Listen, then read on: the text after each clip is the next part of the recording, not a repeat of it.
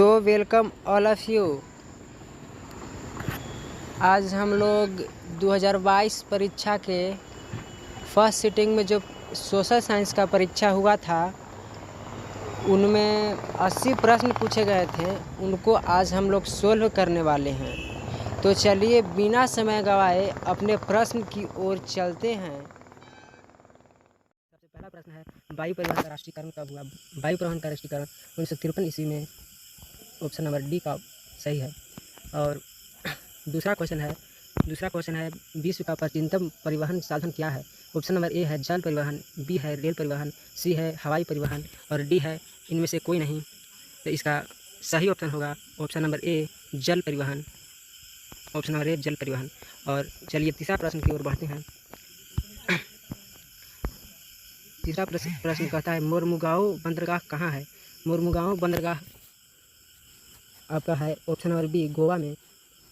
Option number B Goa में। और चौथा नंबर प्रश्न कहता है कांडला विशेष आर्थिक क्षेत्र कहाँ है? कांडला विशेष आर्थिक क्षेत्र है ऑप्शन नंबर ए महाराष्ट्र में। ऑप्शन नंबर ए महाराष्ट्र में। आइए पाँचवा प्रश्न देखते हैं।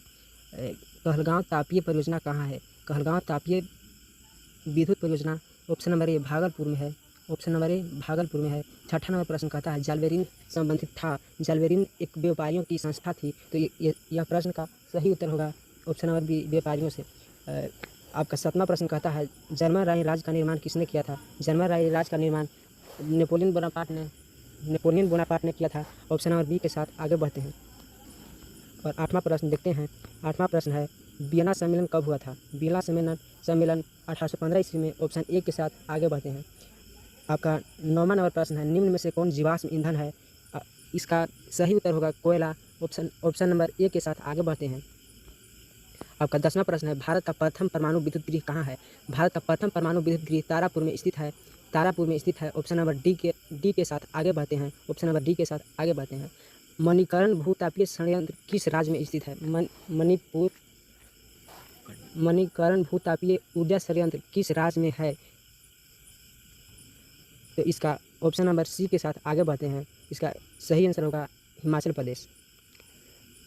ऑप्शन सी के साथ आगे बढ़ते हैं। और 12 प्रश्न देखते हैं। सिंदरी किस उद्योग के लिए जाना जाता है? सिंदरी किस उद्योग के लिए जाना जाता है? तो ऑप्शन नंबर बी उर्वरक उद्योग के लिए। ऑप्शन नंबर बी के साथ आगे बढ़ते हैं।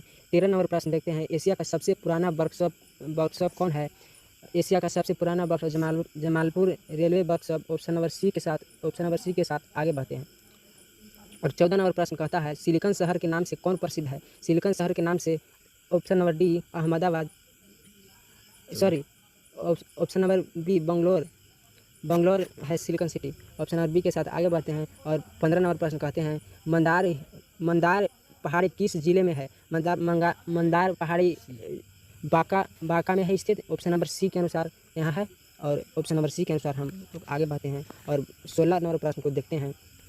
16 नंबर प्रश्न कहता है सासाराम का विकास कब हुआ था? सासाराम का विकास मध्य युग में हुआ था। ऑप्शन नंबर बी के अनुसार आगे बढ़ते हैं। और 17 नंबर प्रश्न कहता है रॉबर्ट ओवान कहाँ का निवासी था? रॉबर्ट ओवान कहाँ का निवासी था? 17 नंबर प्रश्न का ऑप्शन नंबर सी ब्रिटेन का निवासी था रॉबर्ट ओवान। और 18 नंबर प्रश्न देखते हैं बोल्शेविक क्रांति का नेतृत्व किसने किया था? बोल्शेविक क्रांति का नेतृत्व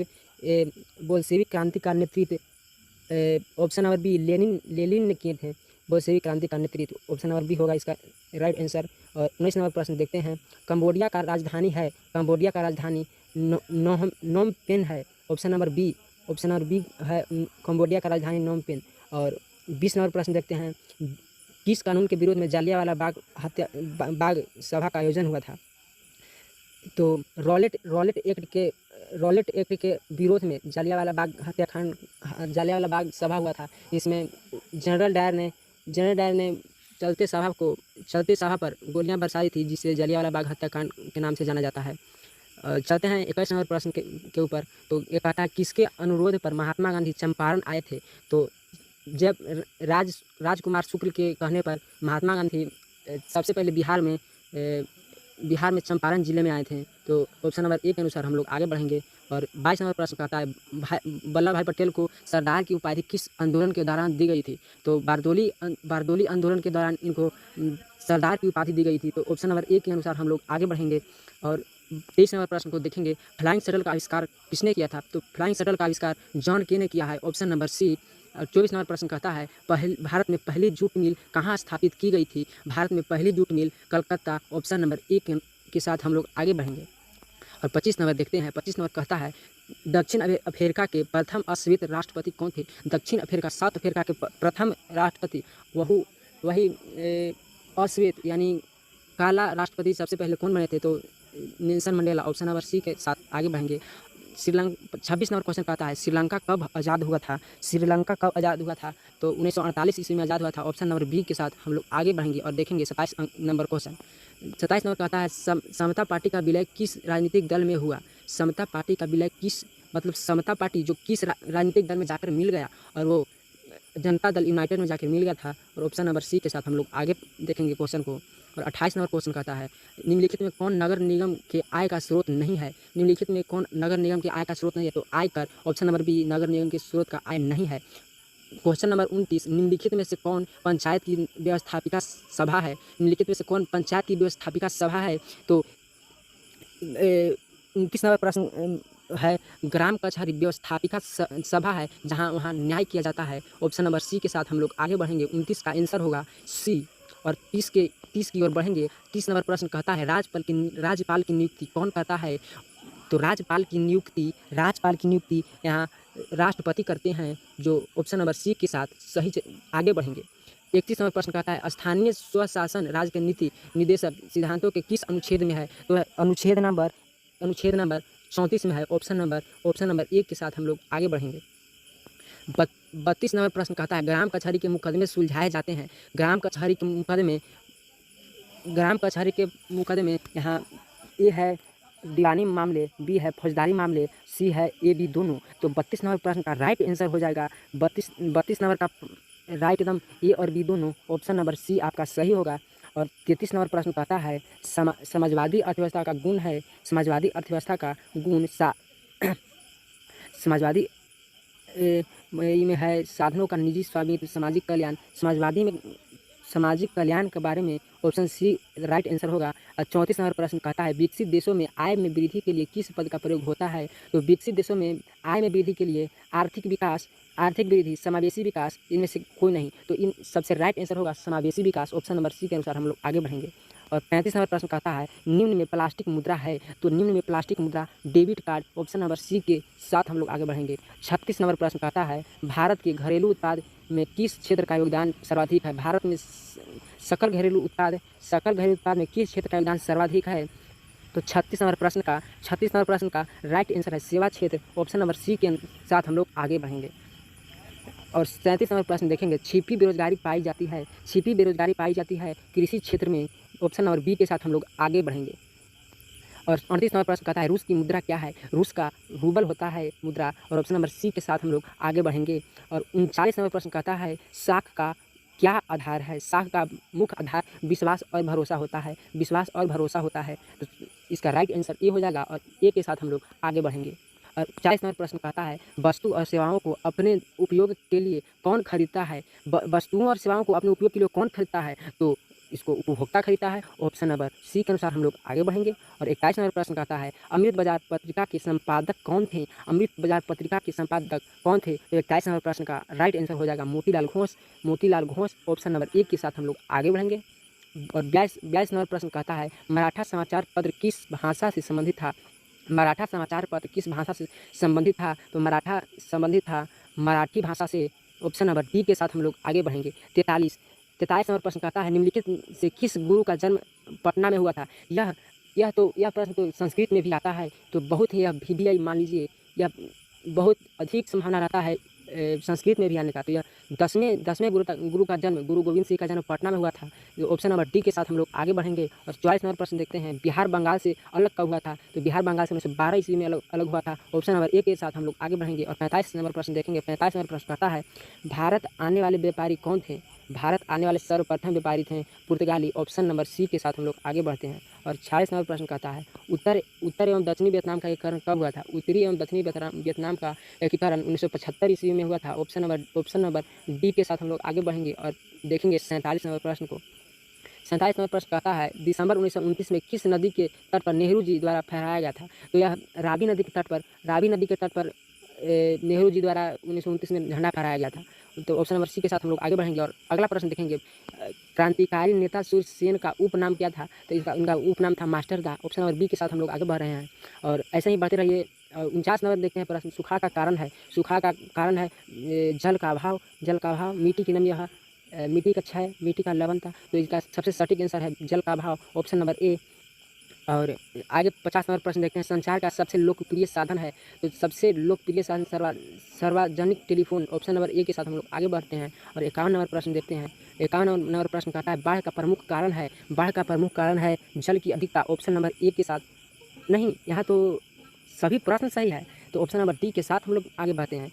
और 52 नंबर प्रश्न कहता है भूकंप संभावित क्षेत्रों में भवनों की आकृति कैसी होना चाहिए? मतलब भूकंप जहाँ ज़्यादा आता है वहाँ हमारी भवनों की आकृति कैसी होनी चाहिए? तो आयताकार, ऑप्शन नंबर डी के साथ हम लोग आगे बढ़ते हैं और 53 नंबर प्रश्न देखते हैं। भारत में सबसे बड़ा लौह अयस्क उत्पादक राज्य है कर्नाटक, और ऑप्शन नंबर ए के साथ हम लोग आगे बढ़ते हैं और 54 नंबर प्रश्न देखते हैं। सीमेंट का कच्चा माल क्या है? सीमेंट का कच्चा माल ए चूना पत्थर है और ऑप्शन नंबर ए के साथ हम लोग आगे बढ़ते हैं और 55 नंबर प्रश्न कहता है भारत में कितने सार्वजनिक क्षेत्र के तेल परिसंस्करण केंद्र कार्य कर रहे हैं? तो 55 नंबर प्रश्न का आंसर हो जाएगा ऑप्शन नंबर सी, 18 को अभी सार्वजनिक क्षेत्र के तेल परिसंस्करण केंद्र कार्य कर रहे हैं। तो ऑप्शन नंबर सी के साथ हम लोग आगे बढ़ेंगे 18 को। और 56 नंबर प्रश्न देखते हैं। ये बहुत ही शानदार प्रश्न है। हीराकुंड परियोजना किस नदी पर है? हीराकुंड परियोजना महानदी पर है, ऑप्शन नंबर ए के साथ हम लोग आगे बढ़ते हैं और 57 नंबर प्रश्न देखते हैं। इटली के एकीकरण में निम्न में से किनके योगदान किया गया था? इटली के एकीकरण में इनमें से सभी मेजनी, काबू, गरीबाल्डी, इनमें से सभी, यानी ऑप्शन नंबर डी के साथ हम लोग आगे बढ़ते हैं। और 58 नंबर प्रश्न कहता है 1 रुपया का नोट कौन जारी करता है? 1 रुपया का नोट वित्त विभाग जारी करता है, ऑप्शन नंबर सी के साथ हम लोग आगे बढ़ते हैं। और 59 नंबर प्रश्न कहता है प्राथमिक क्षेत्र में कौन सी आर्थिक क्रिया शामिल है? तो 59 नंबर प्रश्न का आंसर हो जाएगा इनमें से सभी हो जाएगा। प्राथमिक क्षेत्र में सभी शामिल हैं, ऑप्शन नंबर डी। और ऑप्शन नंबर डी के साथ हम लोग आगे बढ़ते हैं। 60 नंबर प्रश्न देखते हैं। निम्नलिखित में कौन शाख मुद्रा का उदाहरण है? तो bank draft, option number B के साथ हम लोग आगे बढ़ते हैं। इसका राइट आंसर हो जाएगा bank draft, option number B. और 61 नंबर प्रश्न कहता है विश्व व्यापार संगठन की स्थापना कब हुई? विश्व व्यापार संगठन की स्थापना 1995 ईस्वी में, ऑप्शन नंबर सी के साथ हम लोग आगे बढ़ रहे हैं। 58 नंबर प्रश्न कहता है भारत में 1 रुपये का, नहीं ये मिस प्रिंट हो गया है लगता है। आगे बढ़ते हैं। 62 नंबर प्रश्न के अनुसार देखते हैं 2011 की जनगणना के अनुसार भारत की आबादी थी 2011 की जनगणना के अनुसार हमारी भारत की आबादी थी 121 करोड़ लगभग, ऑप्शन नंबर बी के साथ हम लोग आगे बढ़ते हैं। और 63 नंबर प्रश्न कहता है कृषि उत्पादों की गुणवत्ता सुनिश्चित करने का मान्यता प्राप्त चिन्ह है? तो कृषि उत्पाद में गुणवत्ता प्राप्त होता है ISI मार्क से, और जो सोना का होता है गुणवत्ता चेक हॉलमार्क से किया जाता है। तो यहाँ कृषि उत्पाद की पूछ रहा है, तो यहाँ ऑप्शन नंबर ए के साथ हम लोग आगे बढ़ेंगे। ISI मार्क होता है कृषि उत्पाद का चेक। तो 64 नंबर प्रश्न के साथ आगे बढ़ते हैं। केंद्रीय सांख्यिकी संगठन की स्थापना कब हुई थी? तो केंद्रीय सांख्यिकी संगठन का स्थापना 1950 ईस्वी में, ऑप्शन नंबर ए के साथ हम लोग आगे बढ़ेंगे। और 65 नंबर प्रश्न कहता है राष्ट्रीय जलमार्ग एक है कहाँ से कहाँ तक?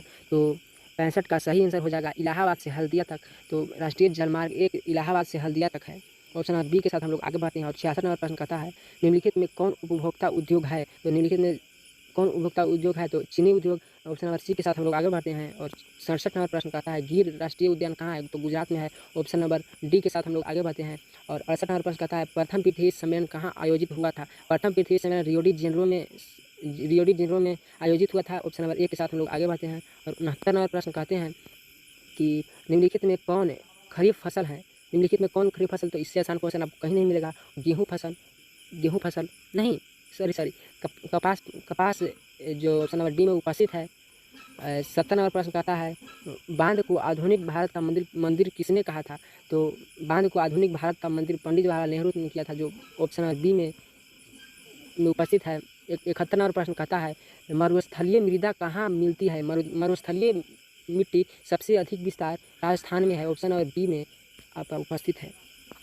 72 भारत का सबसे छोटा रेल क्षेत्र कौन है? भारत का सबसे छोटा रेल क्षेत्र है सब 72 नंबर प्रश्न। सबसे छोटा है उत्तर पूर्व रेल, 72 का डी, उत्तर पूर्व रेल सबसे छोटा है। और 73 नंबर पर निम्नलिखित में कौन लोकतंत्र का प्राण है? तो राजनीतिक दल को लोकतंत्र का प्राण माना जाता है। ऑप्शन नंबर सी के साथ हम लोग आगे बढ़ते हैं। और 74 नंबर प्रश्न कहता है भारतीय कम्युनिस्ट पार्टी का स्थापना कब हुआ? भारतीय कम्युनिस्ट पार्टी का स्थापना 1925 ईस्वी में। ऑप्शन नंबर ए के साथ हम लोग आगे बढ़ते हैं। किसने कहा लोकतंत्र जनता का जनता के लिए तथा जनता के द्वारा शासन है?